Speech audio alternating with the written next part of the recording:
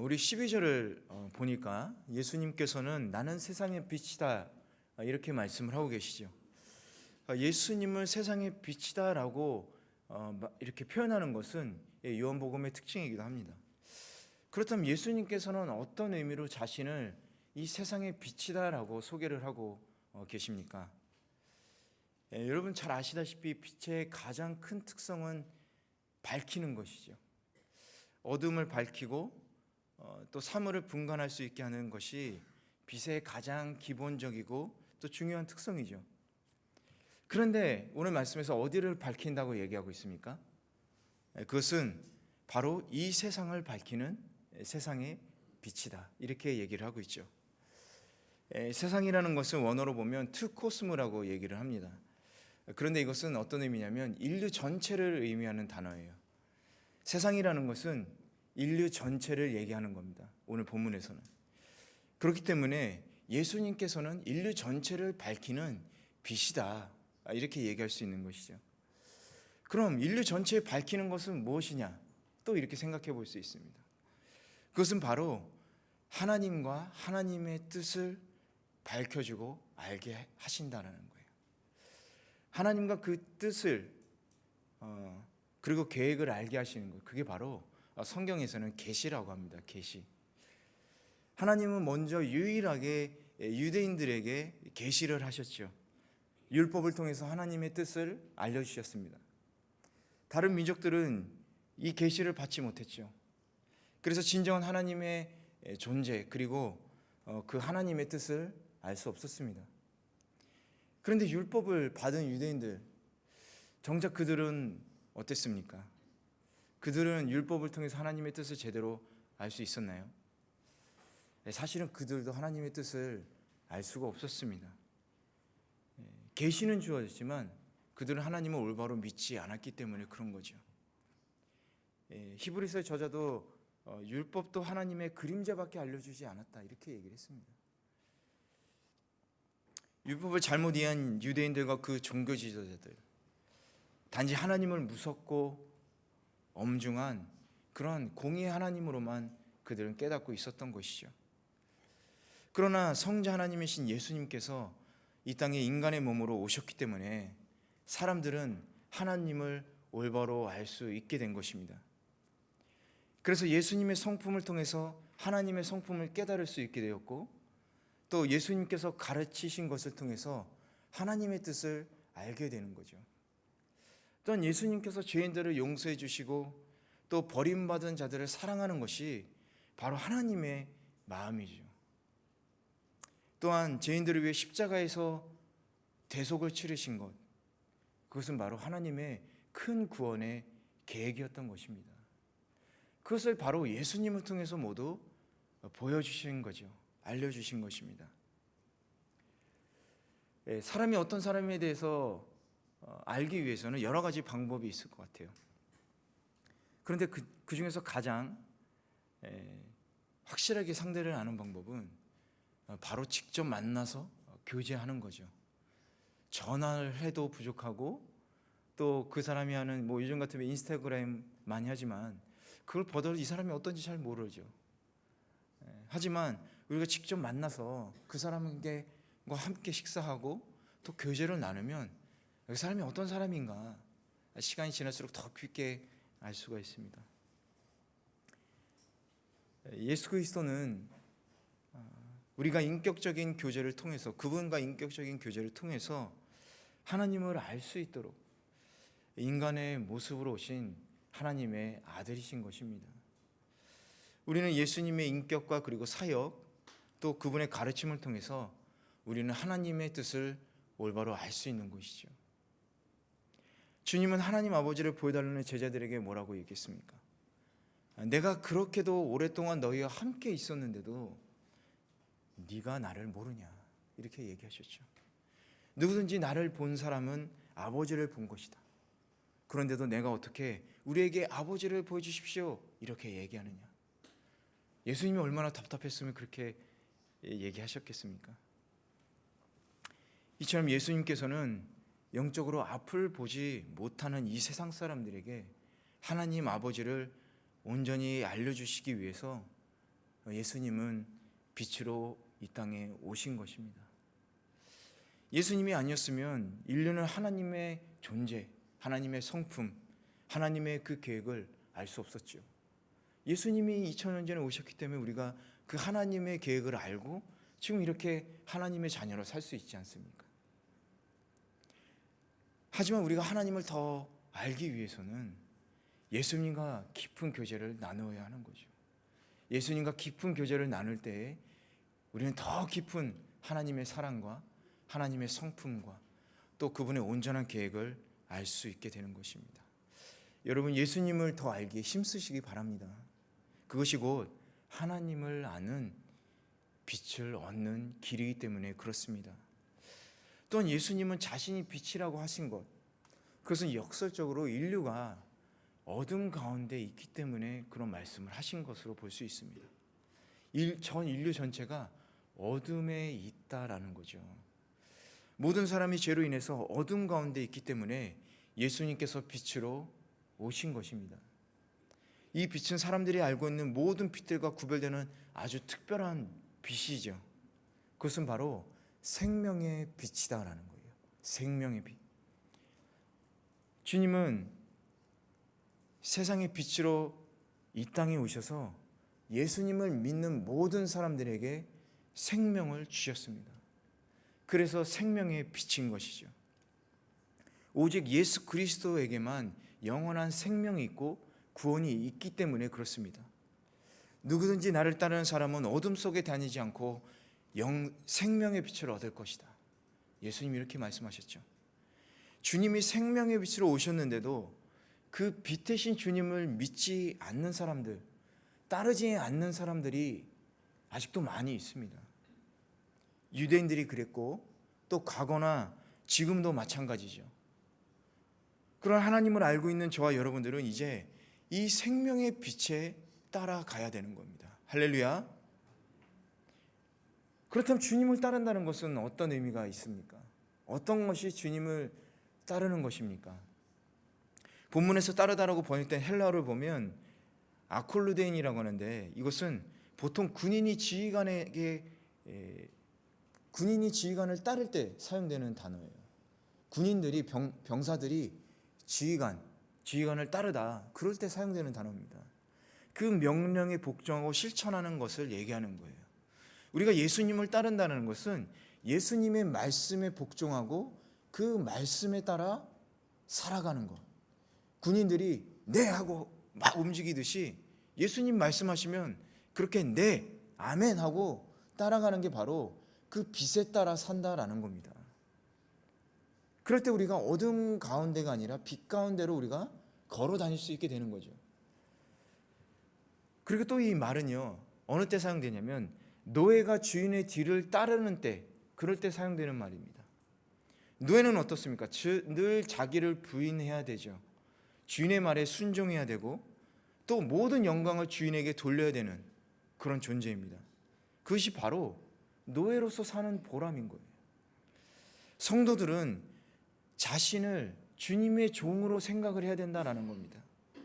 오직 자기를 쳐서 복종시키고 십자가를 지고 주님 가신 길만 바로 그 뒤에서 졸랑졸랑 쫓아다녀야 되는 거예요. 우리는 그 길이 영광된 길이니까 그 길을 따라가는 게 아니라 영광되지 않은 길이라도, 고난의 길이라도 주님 가신 길이라면 우리도 가야 된다라는 겁니다. 이렇게 철저하게 겸손하게 주님의 뒤를 따르고 섬기는 주님의 종들은 예수님께서 어떻게 하시냐, 바로 자신의 친구로 삼아주셨다, 이렇게 성경에서 말하고 있지 않습니까?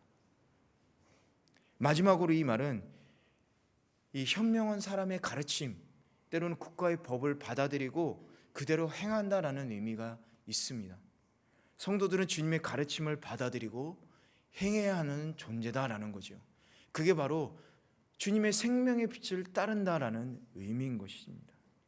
주님의 말씀을 절대적인 법으로 생각하고 언제나 주님의 말씀을 가장 귀한 진리와 또 가치관으로 믿고 그 말씀대로 살아간다, 그것을 얘기하는 겁니다.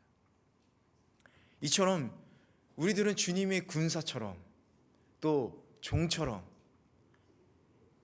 그리고 가르침을 받는 제자처럼 사는 것이 주님을 따라 사는 길이라는 거예요. 이렇게 살아갈 때 우리가 이 세상 속에서 어둠이 아니라 생명의 빛을 우리가 얻을 수 있다라는 것입니다.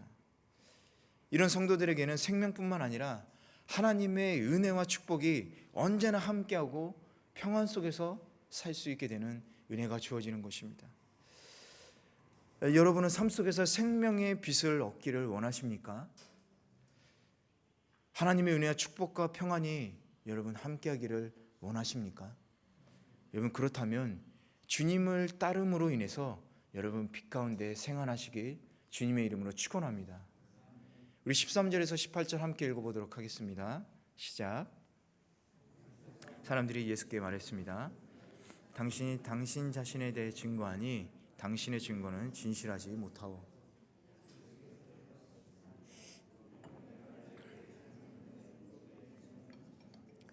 나는 내가 어디에서 와서 어디로 가는지 알기 때문이다. 그러나 너희는 내가 어디에서 왔는지도 모르고 또 어디로 가는지도 알지 못한다. 나는 어느 누구도 판단하지 않는다. 그러나 내가 판단한다 해도 내가 내린 판단은 옳다. 그것은 내가 혼자가 아니라 나를 보내신 아버지와 너희 율법에도 두 사람이 증거하면 참되다고 기록되어 있다. 내가 나 자신을 위한 증언이요 나를 보내신 아버지 또한 나를 증거하신다.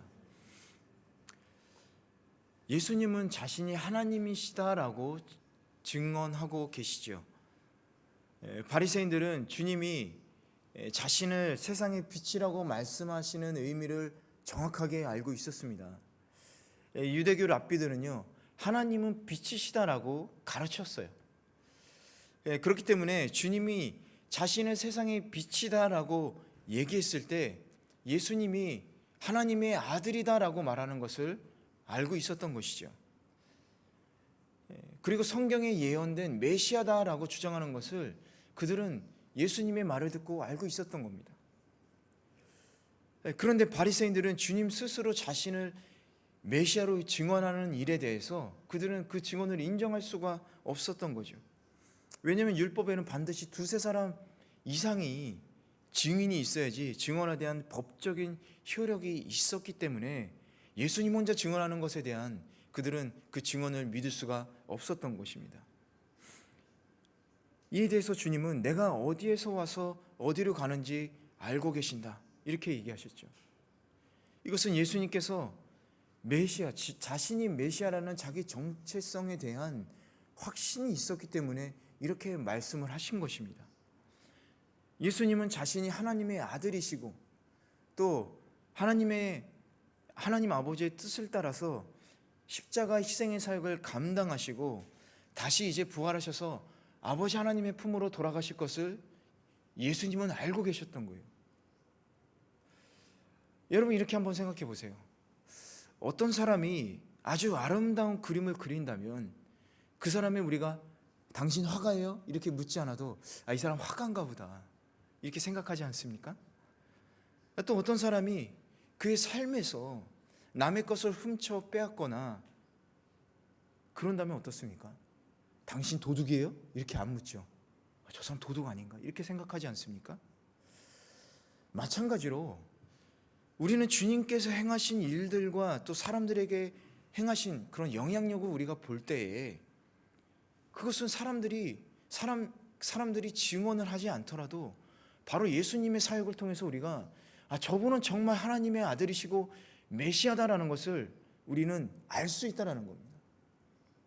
왜냐하면 예수님은 하나님의 아들과 메시아로서 할 수 있는 사역을 하셨기 때문에 그런 거예요.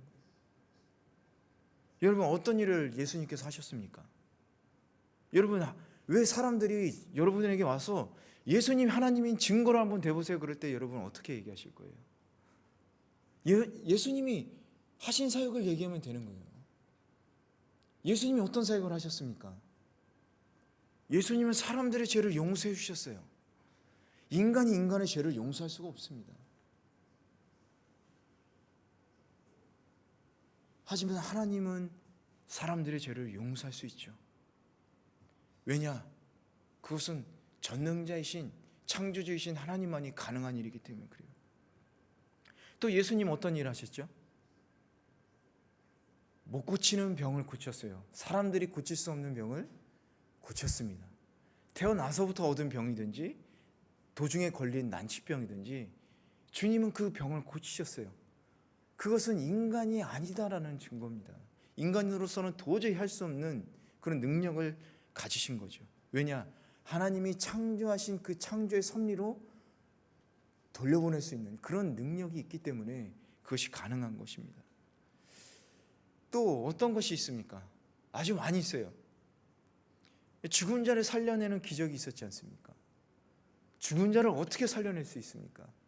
죽은 자를 살려냈다. 그것은 바로 예수님께서 하나님의 아들이라는 것을 증거하는 거죠. 회당장 야이로의 딸을 살린 것, 또 죽은 지 나흘이나 지난 나사로를 살린 것, 이 모두가 그런 것들을 보여주는 거죠. 생명의 근원이신 하나님만이 하실 수 있는 일인 겁니다. 또한 사망 권세를 물리치시고 부활하셨죠. 이것도 아무나 할 수 있는 일은 아닙니다. 이외에도 아주 많이 있습니다. 자연을 다스리셨죠. 거친 폭풍을 잠재우시고 천국에 대해서 가르치시고, 또 가장 중요한 거죠. 죄인들을 회개시켰다라는 거예요. 죄인들을 회개시켰다. 죄인들이 어떻게 자기 스스로 회개할 수가 있습니까? 회개할 수 없어요. 그러나 예수님은 죄인들을 회개시켰습니다. 그것은 사람의 마음과 영혼을 변화시키는 일은 인간은 할 수 없지만 하나님은 할 수 있으시기 때문에 그런 겁니다. 여러분, 우리들이 알아야 될 것은 우리들이 전도를 하더라도 어떻습니까? 우리가 전도를 해서 구원을 받는 게 아니에요. 우리가 전도를 해서 그 사람들이 구원을 받는 게 아닙니다. 무슨 얘기냐면요, 우리는 단지 복음을 전할 뿐이지 그 사람이 구원을 얻게 하는 것은 하나님이다라는 거예요. 하나님이다. 그래서 우리가 전도해서 복음을 전했는데 저 사람이 구원을 안 받았다고 하더라도 우리가 실망할 이유가 없는 거예요. 어떤 사람은 저 사람 내가 구원했는데 말이야, 이렇게 생각하는 사람이 있죠. 절대 그렇지 않아요. 구원은 하나님께 있는 거예요. 우리가 한 번 전도했는데 그 사람이 믿었다라면 그건 정말 할렐루야예요. 한 번에 복음을 전했는데 그 복음을 한 번 듣고 구원받은 사람은 제 경험상으로는 거의 없었어요. 거의 없었어요. 보통 10번 이상 들은 사람이 대부분이에요. 얼마나 많은 시간이 흘렀겠습니까? 구원은 하나님께 있다는 것을 우리는 알아야 돼요. 우리는 단지 그 쓰임받는 통로로 쓰여졌을 뿐입니다. 그러니 여러분, 얼마나 우리가 그 복음을 전하는 데 있어서도 자유롭게 복음을 전할 수가 있습니까? 우린 단지 복음을 전하면 되는 겁니까?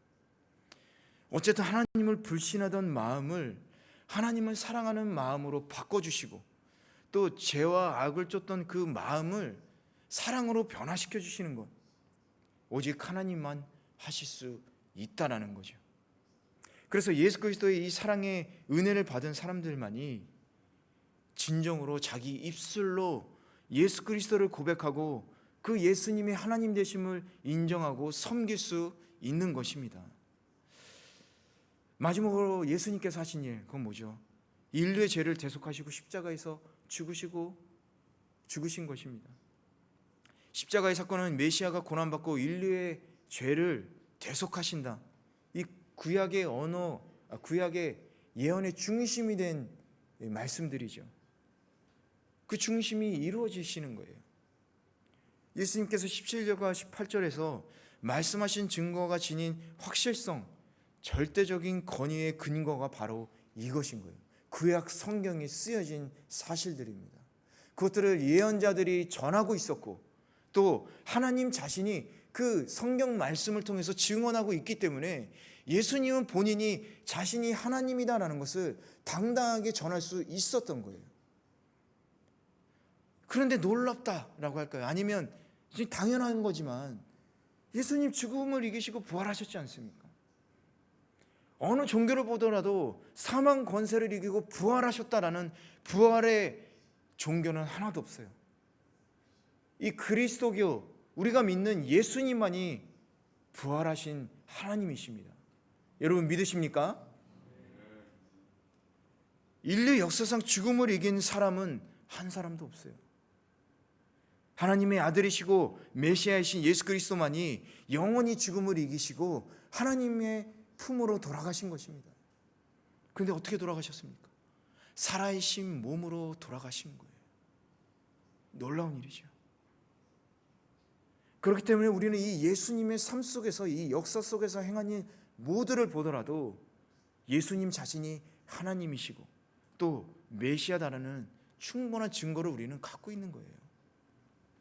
이 모든 사실을 믿는 성도들, 바로 예수 그리스도의 은혜를 입은 사람들이 바로 우리들 성도인 것이죠. 그래서 성도는 하나님의 사랑을 알고 있죠. 또 어떻습니까? 천국에 대해서 우리 알고 있잖아요. 천국에 대해서, 부활에 대해서 알고 있고 영원한 생명에 대해서 알고 있죠. 그게 바로 성도인 겁니다. 여러분, 이 믿음의 확신을 가지시기 바랍니다. 주님의 삶을 전하는 것이 바로 우리가 주님을 증거하는 삶인 것입니다. 여러분, 이 믿음의 확신을 가지고 예수님께서 하나님 되심, 이 메시아 되심을 증언하는 증인 되시기를 주님의 이름으로 축원합니다. 우리 마지막 19절에서 20절 우리 한번 같이 읽어보도록 하겠습니다. 시작. 그들이 예수께 물었습니다.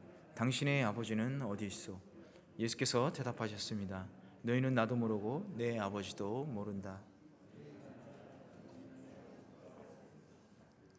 이것은 예수께서 성전에서 가르치실 때 헌금궤 앞에서 하신 말씀입니다. 그러나 아직 예수의 때가 되지 않았기 때문에 예수를 잡는 사람이 아무도 없었습니다. 바리새인들은 예수님께 당신의 아버지는 어디 있어? 이렇게 묻죠. 이 말은 하나님 아버지께서 예수님을 증거하는 분이시라는 그 18절 말씀에 대해서 조롱하고 있는 거예요. 무슨 얘기냐면요, 당신의 아버지 요셉은 지금 어디 있어? 이렇게 얘기하는 거예요. 그들의 질문에 예수님은 너희는 나도 모르고 내 아버지도 모른다. 너희가 나를 알았다라면 내 아버지도 알았을 것이다. 이렇게 말씀하시죠. 이 말씀은 하나님과 예수님이 하나이시다. 따라서 예수님을 통해서 하나님을 알 수 있다. 그러나 너희가 나를 보고 모르기 때문에 너희는 하나님도 모를 것이다. 이렇게 얘기를 하고 있는 겁니다. 조금 전에도 말씀드렸듯이 세상 사람들은 우리에게 이렇게 묻지 않습니까? 하나님이 어디 있냐? 이렇게 묻지 않습니까? 그러나 하나님은 영적인 존재이시기 때문에 우리의 눈으로 볼 수는 없죠. 또한 거룩하신 분이기 때문에 죄로 인해 오염된 인간들은 하나님을 볼 수 없습니다. 출애굽 33장에 기록되어 있듯이 만일 죄인이 하나님을 본다면 죽을 수밖에 없는 거예요. 그래서 하나님은 인간이 있고 교제할 수 있도록 우리와 같은 인간으로 오셨는데 그분이 바로 예수 그리스도라는 거죠. 하나님을 볼 수 없지만 우리에게 하나님의 형상을 보여주시기 위해서 예수님을 이 땅에 보내신 거죠. 여러분, 영화 슈퍼맨 다 아시죠? 보지는 않으셨어도 내용은 대충 아실 것 같아요. 그런데 여러분, 슈퍼맨이 왜 정체를 안 들켰는지 아십니까? 여러분, 슈퍼맨이 항상 이렇게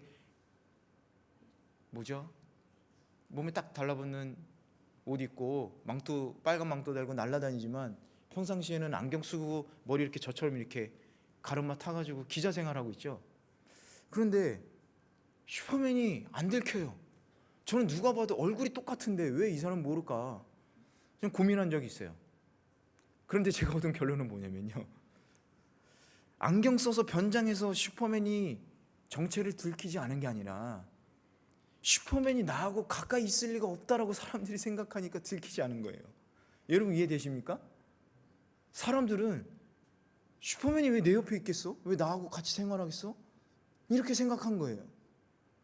당시의 유대인들이요, 그렇게 생각한 겁니다. 예수님을 보면서도 하나님이 내 옆에서 살겠어? 나사렛이란 가난한 마을에서 사는 목수아들이 하나님일 리가 없어. 그렇게 생각한 겁니다. 그래서 예수님은 하나님으로 믿지 않은 거예요. 그러나 예수님은 인간으로 오신 하나님인 겁니다.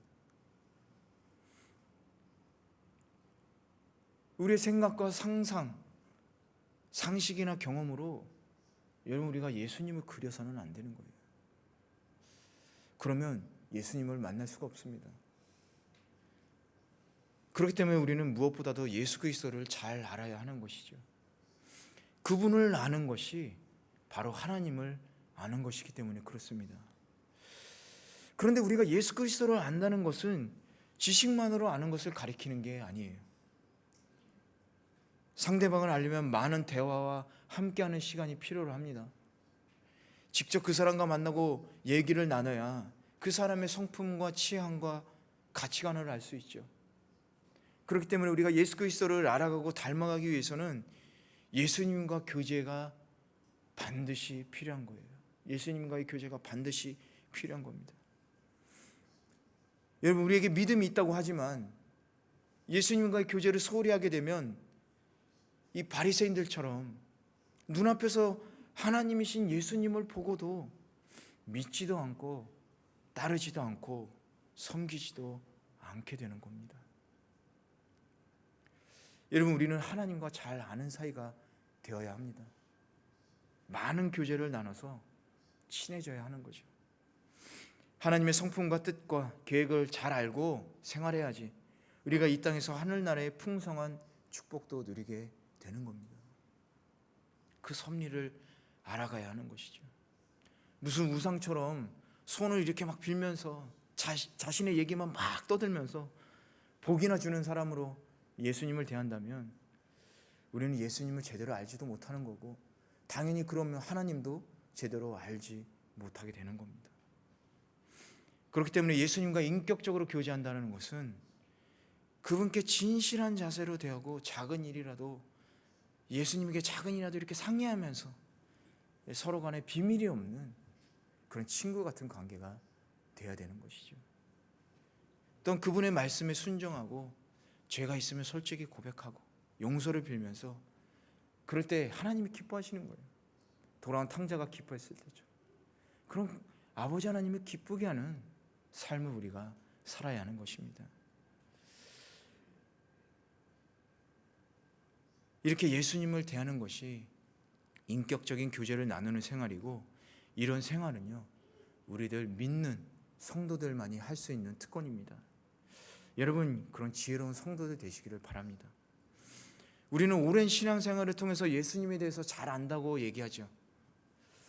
그러나 정말로 여러분 예수님에 대해서 잘 알고 계십니까? 생명의 빛 대신 예수님 없이 우리가 혼자서 빛이 되고 있지 않습니까? 얼마 전에 아침에 딸이 유치원에 가는데 이렇게 얘기하는 거예요. 혼자서 유치원 버스 타는 데까지 갈 수 있어. 나 혼자 갈 수 있어. 이렇게 얘기하는 거예요. 자꾸 나 혼자 갈 수 있어, 갈 수 있어. 그러니까 그럼 너 혼자 가봐. 아내가 뒤에서 이렇게 천천히, 내가 천천히 뒤에서 따라갈 테니까 너 그럼 먼저 앞에 서서 가봐. 이렇게 얘기한 거죠. 그리고 이제 아파트 엘리베이터에서 딸이 먼저 엘리베이터 타고 내려가고 바로 이제 타려고 이렇게 아내가 눌렀는데, 버튼을 눌렀는데 타이밍을 놓쳐서 엘리베이터가 그냥 휙 올라가 버렸어요. 그래서 아내가 좀 늦게 엘리베이터 타고 1층으로 내려간 거죠. 그런데 1층에 내려가 보니까 딸이 없었어요. 아내도 막 정신없이 찾아다녔죠. 근데 어디선가 막 아이 우는 소리가 막 들려서 그쪽에 가보니까 1층에 내려왔는데 바로 아내가 안 내려오니까 애가 이제 집을 아니까 엘리베이터 그 버튼을 눌러서 다시 집에 있는 층으로 올라간 거예요. 엇갈린 거죠. 근데 올라갔는데 또 거기에도 엄마가 없어요. 불안해서 막 엉엉 울기 시작한 겁니다. 우리의 삶이 이런 것일 수도 있겠구나, 그런 생각을 했습니다. 우리는 예수님을 잘 아니까 나는 문제없어 이렇게 자신 있게 혼자 다니고 있는 거죠. 그런데 어떤 문제에 부딪혔을 때, 혼자라는 것을 깨달았을 때 절망감이나 우리는 슬퍼서 낙심할 수 있다는 거죠. 우리는 예수님 없이는 아무것도 아니라는 것을 다시 한번 고백합니다. 혼자서는 올바른 길로 갈 수도 없고 살 수도 없음을 고백합니다. 아마 지금 이 얘기보다 여러분 제 딸이 없어진 거에 대해서 또 많이 얘기를 하시겠죠. 이런 얘기하면 꼭 끝나고 오죠. 잊어버렸다면서요? 이런 얘기 하시더라고요. 그거 기억하지 마시고요. 내가 지금 혼자이지 않은가 한번 생각해 보시면 좋겠습니다. 내가 지금 예수님과 함께, 빛 대신 예수님과 함께 동행하고 있나 한번 생각해 보시면 좋을 것 같아요. 예수님께서는 우리들에게 세상의 빛이다라고 말씀하셨지 않습니까? 그런데 이 말씀은요, 우리가 예수님과 동행하는 존재니까 그렇게 되라고 말한 것이 아니에요.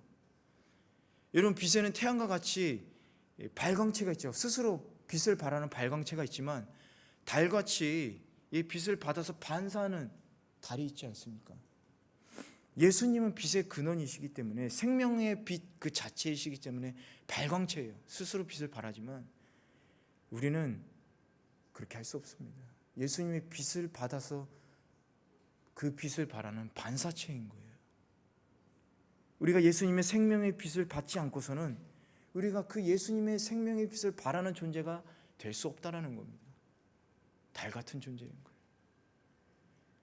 그런데 마치 달이 태양빛을 받아서 빛내는데 그 빛이 내 거인 것처럼 착각을 하는 거죠. 그럼 여러분, 예수님의 빛으로 살아간다는 건 어떤 의미가 있습니까? 그것은 바로 예수님으로 인해서 살아간다는 거예요. 예수님의 빛을 바라고 산다는 것은 예수님으로 인해서 살아간다는 거예요. 예수님으로 인해서 살아간다는 것은 예수님 말씀대로 살아가는 것을 말하는 겁니다. 그게 바로 우리가 생명의 빛을 바라면서 살아가는 거예요. 예수님께서 우리들에게 뭐라고 여러분 얘기했습니까? 서로 사랑해라, 이렇게 얘기하지 않았습니까? 70번씩 7번이라도 용서해라, 이렇게 말하지 않았습니까? 그런데 예수님의 사랑과 용서가 아니라 나의 사랑, 나의 용서가 되니까 어떻습니까? 사랑이 오래가지 못하고 자랑이 되고, 또 용서하지 못하니까 욕하게 되게 되는 거죠. 하지만 우리가 예수님의 사랑으로 사랑할 때 우리는 언제나 오래 참고 온유하고 시기하지 않고 자랑도 또 교만하지도 않게 되는 겁니다. 많이 들어본 얘기죠.